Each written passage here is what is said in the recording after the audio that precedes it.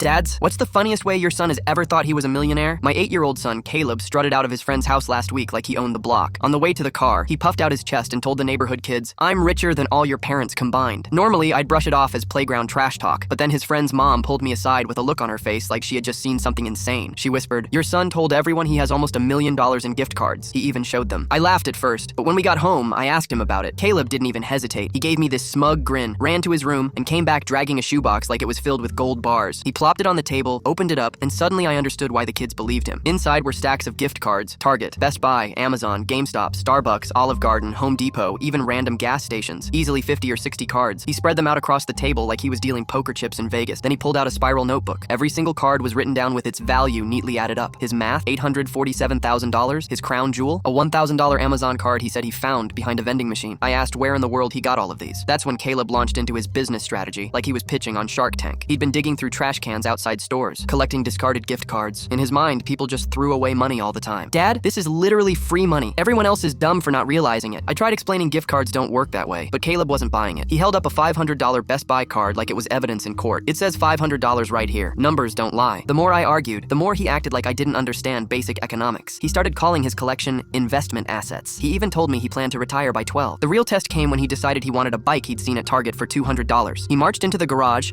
picked out the perfect card from his stash, and told me, "We're buying it today. Don't worry, Dad. I'll cover it." We drove to Target, and Caleb strutted into the store like a man about to close a multi-million-dollar deal. He grabbed the bike, rolled it up to the counter, and handed the cashier his prized $500 Best Buy card. I reminded him, "Caleb, this is Target, not Best Buy." He gave me a look of pure pity and said, "Dad, money is money. Don't embarrass yourself." The cashier scanned it. The register made this sad little beep, and the screen lit up with a balance of 30 cents. Caleb froze. His eyes went wide. He looked at the card, then the screen, then back at me like the universe had just betrayed him. In the smallest voice I've ever heard, he whispered, "But it says 500 right here." The cashier's lips started twitching. She turned around and pretended to rearrange gift bags just to keep from bursting out laughing. But Caleb wasn't giving up. He yanked 3 more cards out of his shoebox, one for GameStop, one for Amazon, and a random Chili's card, and shoved them at the cashier. "Try these." Every single one came back with pennies left on them. By the 4th declined card, Caleb's confidence had collapsed into full-blown panic. He clutched the box to his chest and whispered, "Dad, someone stole all my money." That's when the cashier lost it. She laughed so hard she had to step away from the counter, and now other customers were watching my son's empire collapse in real time. The car ride home was dead silent. Caleb just stared out the window, gripping his shoebox like a failed CEO who had just tanked the stock market. Finally, he muttered, "So I can't get the bike?" I told him he'd have to save up his allowance like every other kid. That night, I caught him at the kitchen table with scissors and tape, carefully sticking 2 cards together. He explained, completely serious, "If you put a $50 card on top of a $25 card, it makes $75. The next morning, he asked me if gift cards gain interest if you don't use them. And later that afternoon, I found him Googling, "How to unsteal your money" on the family iPad. At this point, I don't know if he's destined to be a billionaire entrepreneur or the next guy getting arrested for coupon fraud. Maybe both.